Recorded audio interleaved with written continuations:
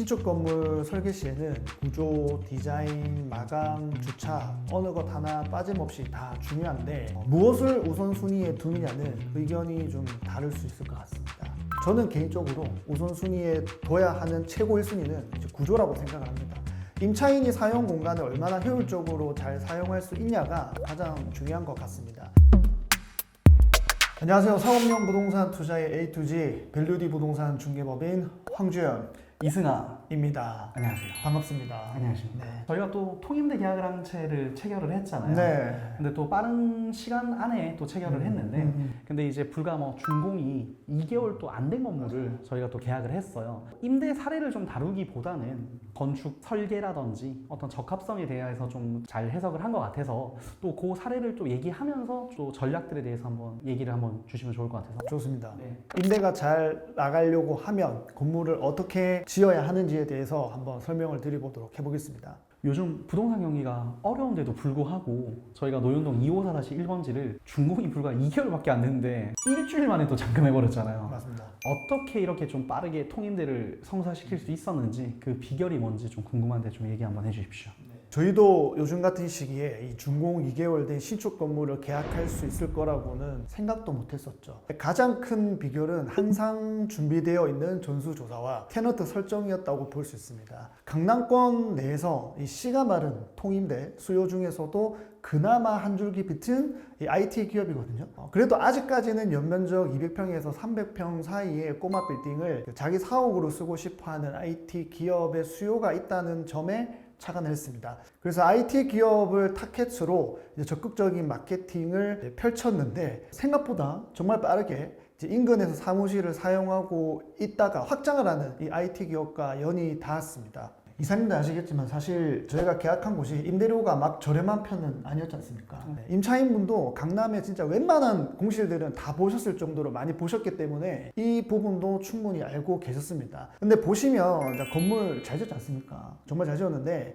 내부도 굉장히 우수하거든요. 그래서 건물의 구조나 내부 컨디션이나 사용 공간의 효율이나 주차나 나머지 여러 부분에서 이 기업의 니즈와 딱 맞아 떨어졌고 이런 부분들을 생각하면 본인들 상황에서는 충분히 지급할 만한 가치가 된다라고 판단을 하셨습니다. 그래서 이제 신속하게 세부 조건을 저희가 협상을 진행을 했고 임대인분과도 협의가 잘 이루어져 가지고 빠르게 계약할 수 있었고 계약하고 잔금까지 며칠 걸렸다? 월화수목금토일 일주일. 네. 계약하고 잔금까지 일주일 정도 걸렸습니다. 대표님 생각에는 이번 임차인이 특히 이 건물을 선택한 결정적 이유는 무엇이라고 좀 보시고 그 건물 자체의 구조 설계, 마감 이런 외부적 물리적 요인이 크게 작용한 것 같아요. 어떤 부분이 좀 주요했을까요? 모든 게 적절하게 다 맞았지만 결정적인 한 방을 꼽자면 건물 그 자체가 주는 압도적인 매력과 내부 사용 공간의 효율성이 임차인을 움직인 가장 큰 이유였지 않나 생각을 합니다. 임차인께서 원하셨던 부분이 이 클라이언트들이 검색을 하거나 찾아왔을 때 좀 무게감을 줄 수 있으면 좋겠다.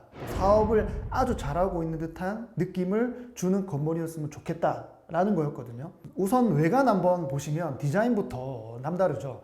일반 건물들처럼 직선으로 일정하게 똑같이 올라간 형태가 아니라 불규칙한 형태지만 힙하고 웅장하고 세련된 느낌을 줍니다. 그래서 1층 출입구에서부터 다른 건물들과는 차별점이 확실히 드러나는 형태의 건물이죠. 마감도 베이지에 가까운 밝은 그레이톤 벽돌과 유리로 마감을 하면서 밝으면서도 고급스러운 인상을 줍니다. 그래서 준공 직후부터 이 일대의 랜드마크처럼 눈에 띄는 건물이었어요. 이 정도 건물이면 자기 브랜드를 보여줄 사옥이나 또는 매장으로 손색이 없다라고 저희가 생각을 했었습니다. 그러면서도 이 실용적인 측면에서도 매력 포인트가 많았습니다. 화장실이 모두 공용 복도 쪽에 있어서 이제 실사용 공간의 효율이 높고 청결도 유지할 수 있고 각 층의 실사용 공간이 이 네모 반듯해서 원하는 레이아웃 짜기도 좋고 층고도 높아서 딱 들어갔을 때 답답하지 않고 시원시원하고요. 옥상도 유리 난간으로 되어 있어서 이 디자인틱하면서 굉장히 뻥 뚫린 시원한 시야를 확보할 수 있습니다. 1층도 지대의 단차를 이용해서 반복층 형태라고 할까요? 그래서 그런 형태로 되어 있어서 인테리어만 잘하면 세련된 카페 느낌을 팍팍 줄 수가 있습니다. 그리고 내부가 다 노출 콘크리트 형태인데 마감 작업까지 잘 하셔가지고 마치 기름을 발라 놓은 것처럼 미끄러질 정도로 맨들맨들할, 보들보들할 뭐 이렇게 이쁘게 해놓으셨어요. 이러한 설계상의 장점들이 임차인의 마음을 사로잡았다고 보고요. 물론 임대료나 이제 계약 조건도 임차인이 충분히 납득할 만하게 합리적이었던 덕분에 최종 계약까지 순탄하게 이어졌습니다. 신축 건물이 임차인들에게 인기가 있으려면 어떤 구조적 설계나 마감상의 특징을 갖춰야 한다고 보시는지요? 근데 이제 건물주 입장에서 임대가 또 잘 나가게 하려면 건물 디자인 측면 꼭 신경 써야 되는 또 부분까지도 한번 얘기해 주시면 좋을 것 같아요. 신축 건물 설계 시에는 구조, 디자인, 마감, 주차 어느 것 하나 빠짐없이 다 중요한데 무엇을 우선순위에 두느냐는 의견이 좀 다를 수 있을 것 같습니다. 저는 개인적으로 우선순위에 둬야 하는 최고 1순위는 이제 구조라고 생각을 합니다. 임차인이 사용 공간을 얼마나 효율적으로 잘 사용할 수 있냐가 가장 중요한 것 같습니다. 저희가 거래한 고객분들이 이 짓는 신축 건물에 관여도 많이 해보고 결과로도 보고 그 이후에 많은 건물들 임대를 맞추다 보면서 봤던 상황들은 외관 디자인이나 내외부 마감이 다소 아쉽더라도 구조가 사용하기에 좋으면 그래도 어째저째 임대가 되긴 하는데 외관 디자인 좋고 내부 마감 좋고 층고 높고 주차 좋더라도 내부 구조가 사용하기에 비효율적이면 어떻게 해도 임대가 잘 안 되더라고요. 그럼 구조는 어떻게 설계를 해야 가장 좋냐? 심플하게 좀 말씀드리겠습니다. 내부 구조는 심플 이즈 베스트입니다. 너무 직사각형이 아닌 네모 반듯하면서 사용 공간의 출입구가 끝쪽에 있어야 됩니다. 간혹 땅 모양이 이쁘지 않은 곳에서 건물을 짓다 보면 코어는 한쪽으로 잘 배치를 했는데 이 사용 공간의 출입구가 그 공간의 중간에 있고 들어가면은 이렇게 양옆으로 펼쳐지는 그런 곳들이 있는데 그러면은 들어가자마자 이렇게 사용 공간이 좀 죽는 공간들이 있습니다. 그러면은 거기다가 또 직사각형 형태다? 그럼 뭐가 된다? 진짜 우리 골로 가는 겁니다. 그래서 이런 형태는 한 100평 이상 쓰는 프라임급의 큰 평수에서는 가능할지 몰라도 우리가 층당 면적이 한 40평, 50평 정도 되는 이 꼬마 빌딩의 구조에 있어서는 정말 최악입니다. 근데 어떻게 고민해봐도 구조의 설계가 방금 말씀드린 이런 부분밖에 안 된다. 그러면은 매수 자체를 아예 안 하시는 게 맞습니다. 그래서 구조는 심플 이즈 베스트, 너무 직사각형이 아닌 네모 반듯하면서 사용 공간의 출입구가 끝쪽에 있는 게 가장 좋은 것 같고 여기에 플러스해서 이제 공간 구조의 유연성이 있고 마감까지 잘하면은 완전 베스트죠. 공간 구조의 유연성은 이런 거죠. 이제 임차인은 같은 임대료라면 당연히 층고 높고 내부 기둥 없거나 있어도 간격이 최대한 넓은 개방적인 공간을 선호합니다. 그리고 서비스 면적이나 사용 공간의 효율성을 주는 것이죠. 저희가 중개한 이번 건물의 경우에는 지하 1층과 1층이 보이드 구조 느낌으로 해서 지하 1층 천장 일부는 뻥 뚫려서 1층과 연결이 되어 있는데 임차인이 원하면 지하 1층과 1층을 내부 계단으로 연결해서 이제 복층처럼 쓸 수 있게 한 구조였는데 사실 이 부분도 좀 마음에 들어 하셨던 부분입니다. 이렇게 설계 자체를 임차인의 기호에 따라서 좀 변형하기 쉽게 해두면 임차인 입장에서는 공간의 재미도 있고 또 활용도도 높아지니까 매우 좋아합니다.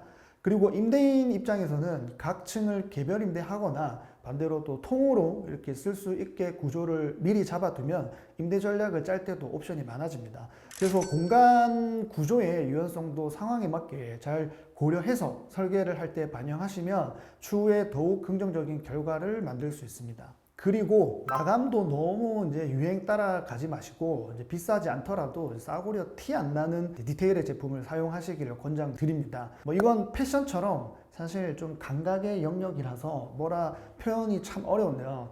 잘 지었다는 건물들 많이 찾아보시고 가서도 보시고 많이 보시면서 참고하시는 게 좋을 것 같습니다. 그리고 주차는 최소한의 준비만 되어 있으면 됩니다. 물론 많이 될 수 있으면 더 좋겠지만 일부러 막 힘을 더 줘가지고 건축하실 필요는 없고 법정 주차 대수 기준에만 맞춰서 지으셔도 충분합니다. 어차피 강남 복잡한 거 다 알고 모든 직원들이 차를 다 가지고 다니지도 않고 법정 주차 대수만 해도 클라이언트 주차 자리 정도는 충분히 유연하게 할 수 있습니다. 정 안 되면 모든 곳이 다 가능하진 않지만 강남은 그래도 이 발렛으로도 해결할 수 있기 때문에 생각보다 그렇게 임차인들이 비중 있게 두는 요소는 아닙니다. 그래서 앞서 말씀드린 여러 조건들이 부족한데 와 여기는 진짜 주차가 좋아서 계약해야지 이런 거 한 번도 본 적이 없습니다. 그래서 주차는 법정 주차 대수만 충족해도 충분하다고 생각을 합니다. 그래서 이런 부분들 참고하셔서 설계에 잘 반영하시면 그래도 건물 완공 후에 좋은 테너트로 빨리 임차를 맞출 수 있지 않을까 생각을 하고요. 실제로도 이런 부분들이 갖춰진 신축 건물들은 지금과 같은 어려운 시기에서도 임대가 맞춰지고 있는 상황입니다.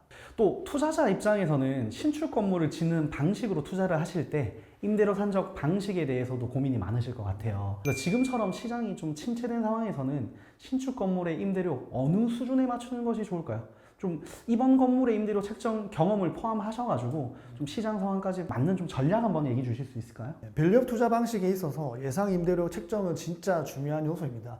임대료 책정에서는 시장의 객관적인 시세 파악과 임차인의 부담 능력 이 두 가지를 균형 맞추는 게 중요하다고 생각을 하는데, 특히 불경기일수록 임대료 상승의 기준을 두고 예상 임대료를 책정하게 되면은 공실이 장기화될 위험이 크다고 생각을 합니다. 지금의 호가들과 실제 계약이 된 최근의 임대료들을 전수조사를 매번 싹 하고, 동시에 과거부터 지금까지 이제 실제 계약된 사례들을 토대로 신축, 구축 건물들이 각각 얼마의 임대가 되었는지 시기별로 쌓아온 임대료 금액 변화 데이터들을 저희는 가지고 있기 때문에 그 자료들과 함께 비교하면서 신축 건물의 우수한 점들을 비교하더라도 임차인이 받아들일 수 있는 현실적인 수준으로 임대료를 예상합니다. 신축하면은 1년 뒤, 2년 뒤겠지만 그래도 지금 시점 기준, 예상 임대료 책정은 지금 기준으로 합니다. 근데 이제 신축을 하든 대수선을 하든 전자의 방식으로 임대료를 현실적으로 책정하더라도 이제 들어간 투자 금액 대비 일정 수준 이상은 나와줘야 이제 손해가 아닌데, 강남이 아닌 곳에서는 가능한 곳들이 있는데, 지금 강남 시장에서는 급매라 하더라도